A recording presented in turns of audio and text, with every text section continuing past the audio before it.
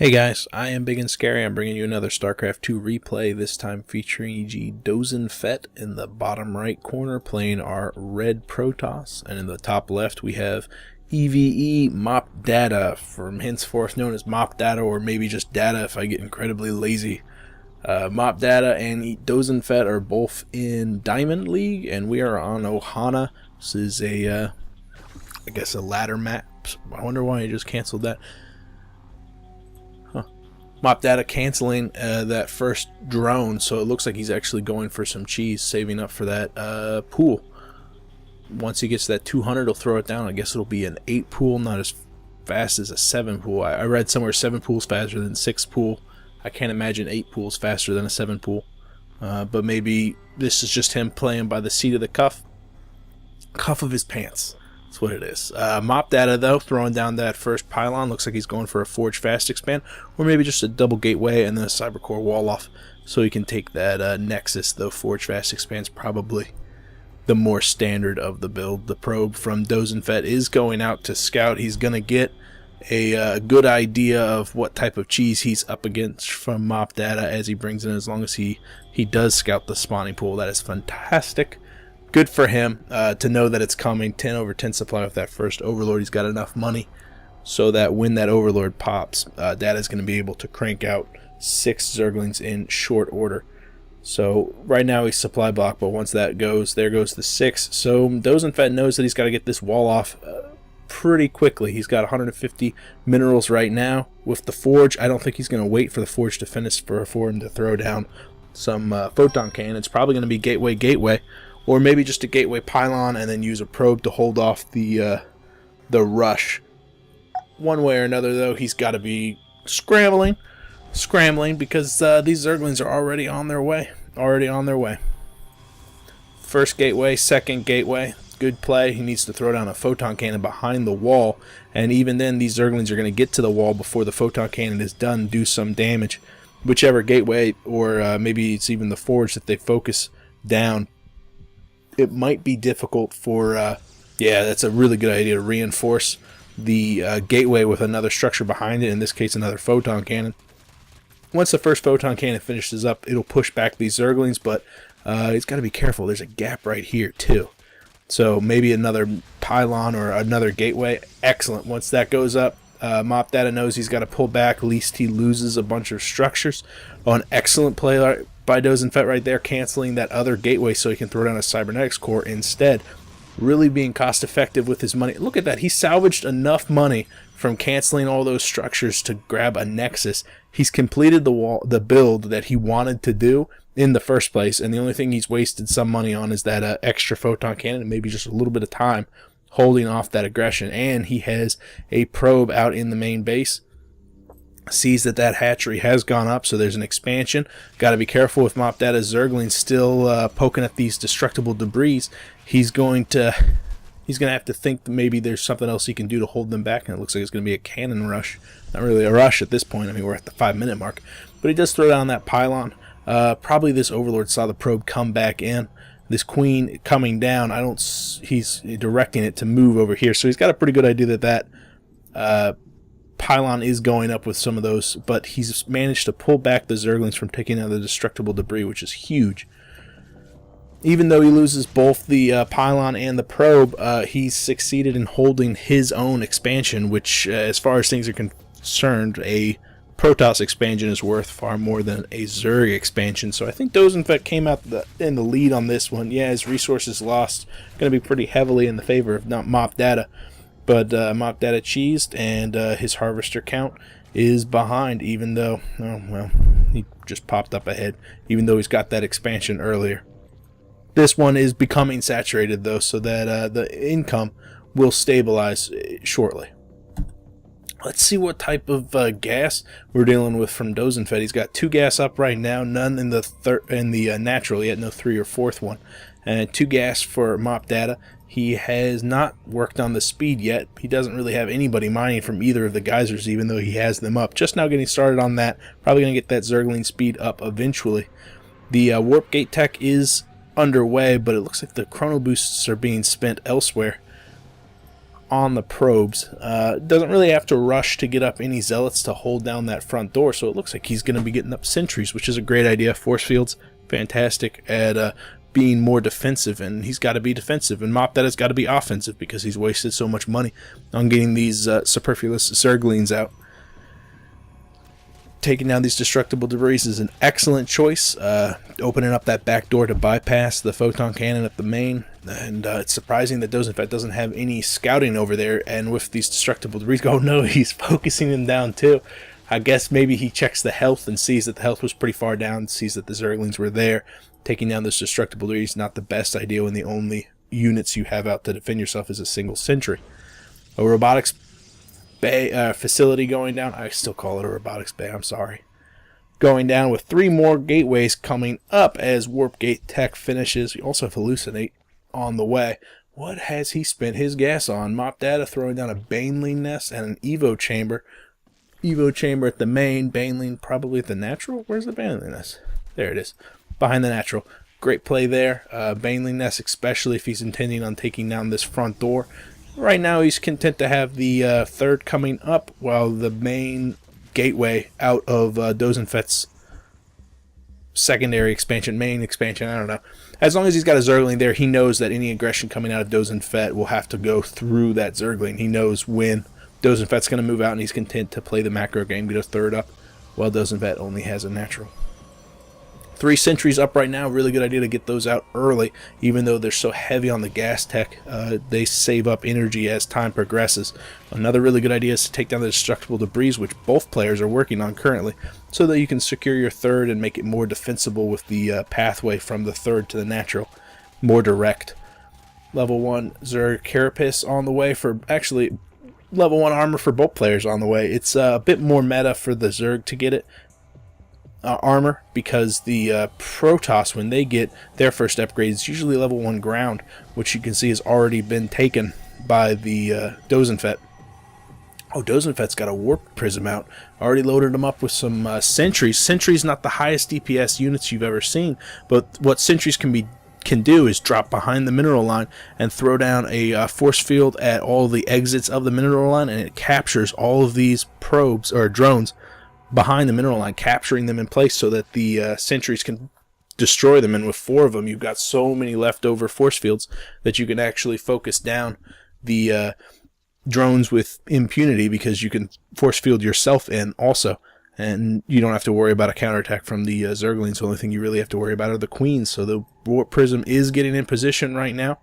What I was saying about the level 1 attack was, if you get level 1 attack, ground attack for the Protoss, that means that the Zealots are capable of taking out the Zerglings in 2 hits, and which is a huge benefit for them, meaning 2 instead of 3. It's an extra 1 second during each combat. There goes those force fields I was talking about.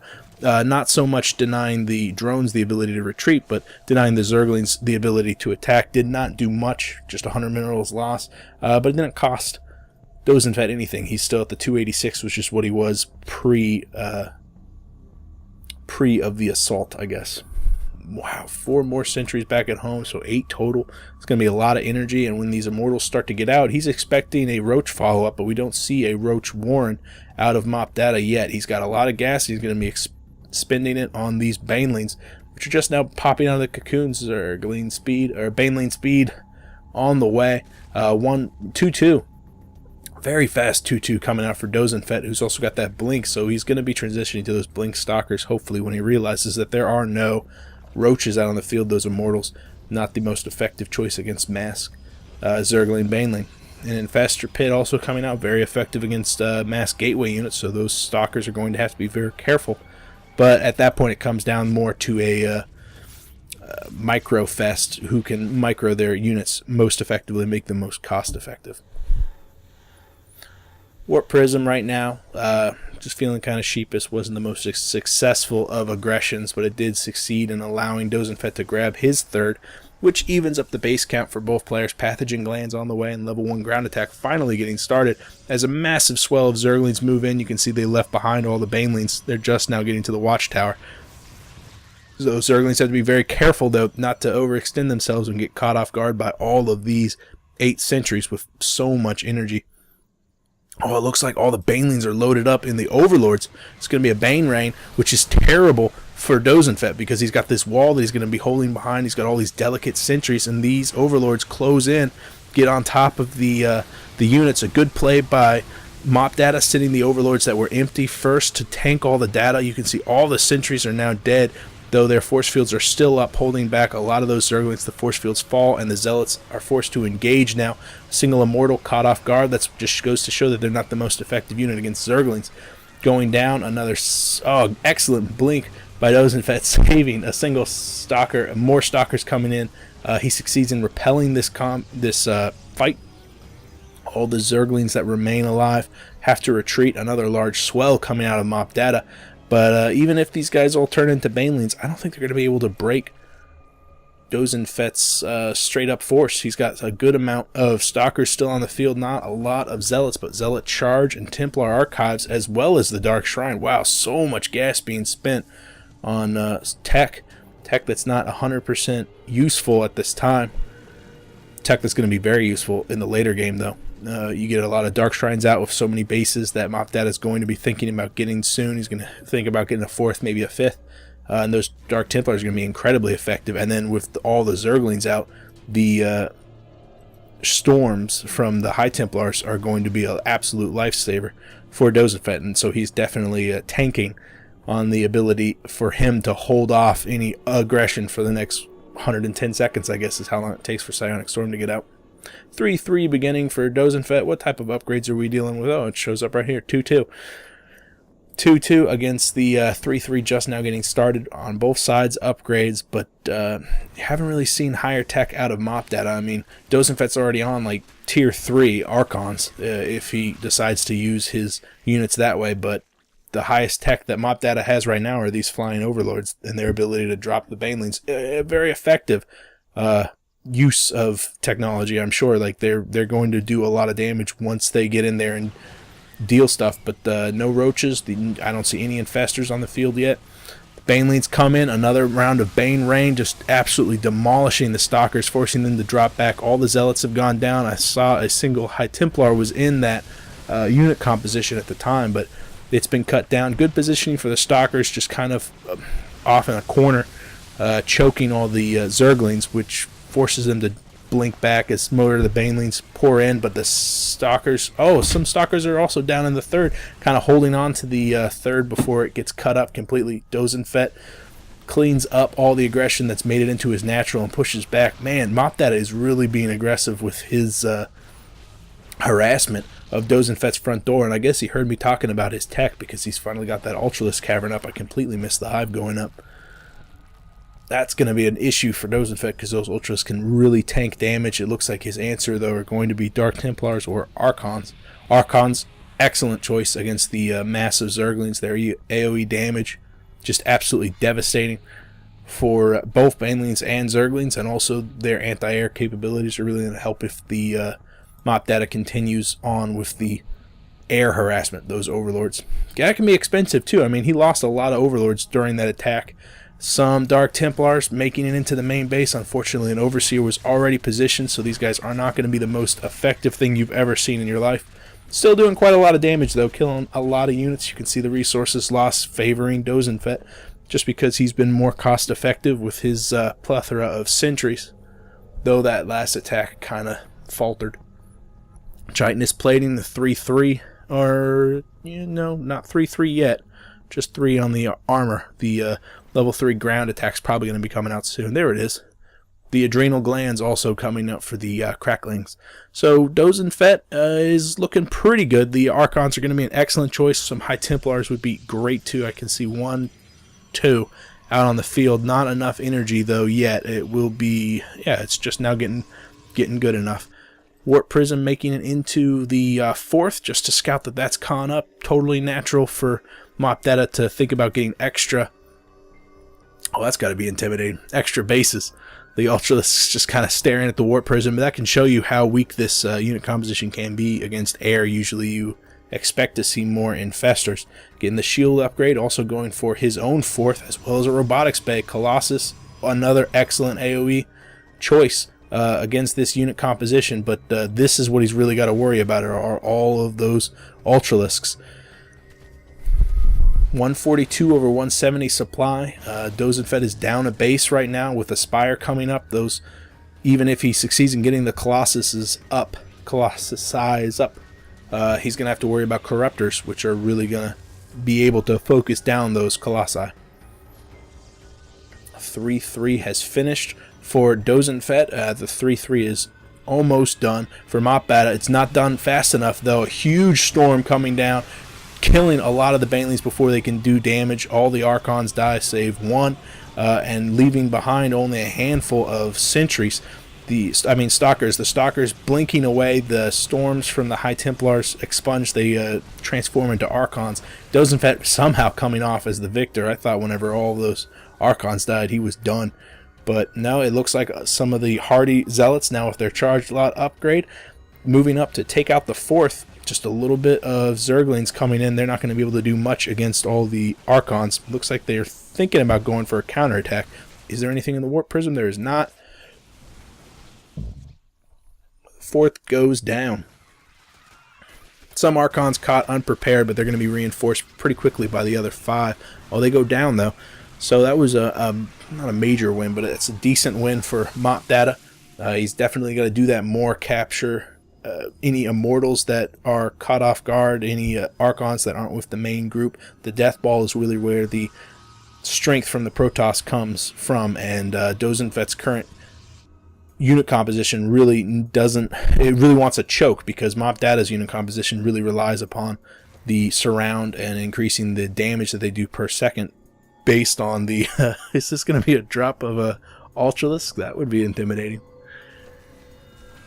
They need to engage on open ground, and Ohana has plenty of open ground, but Dosenfett is keeping his units next to bases, next to destructible debris, and he wants to make sure that if a conflict happens, he can quickly retreat to the surround. The Ultralisk does come down really quickly, taking down that pylon. Just shows you the damage per second that they can do. Don't worry, the Immortals got it. He's going to take care of that Ultralisk, I'm sure. And it looks like Dosenfett is going to push back the entire unit composition, his enemy's army, all the way back to the front door. Not overexpanding, though, not pushing too far onto the creep. Doesn't want to get caught unprepared. The Ultralisk, if it makes it out alive, I'm going to be shocked. Where's the blink? No blink out of Dosenfett. There it is. So that Ultralisk, wow, he gets out alive. I am shocked. That's really good, though. I'm proud of you, Ultralisk. He makes it out. Dosenfett, it was thinking about taking out this fourth on the right side, but choosing not to. The Greater Spire is up. Colossi are coming out. Broodlords are just now being added into the unit composition. EvEMopdata, though, he's nearing max supply, so he's not going to be able to get too many. And even if he does get a couple, the majority of the supply is currently being spent on those Ultralisks. This composition, though, can really tear up some Broodlords. They can get underneath with the Stalkers, and the Broodlings don't do nearly as much damage when the Archons are on there, but what she's missing is that mothership. You don't see a fleet beacon out yet. The Broodlords have to be very careful. They've pushed forward pretty far. Dosenfett, though, falling back, and then you note that the gas-heavy High Templars are the ones that are the really slow ones, and they get kind of eaten up by the Broodlords as they fall to the back of the pack. EvEMopdata just waiting in the wings with the rest of his force. He is maxed right now. He's got that starting on the air flyer upgrades right now. Destructible debris go down on the south side. This is tense. This is really tense. It's basically which direction does EvEMopdata want to attack. It looks like he's using his Broodlords over the high ground, but Dosenfett is positioned. He's got to be careful with those Colossi.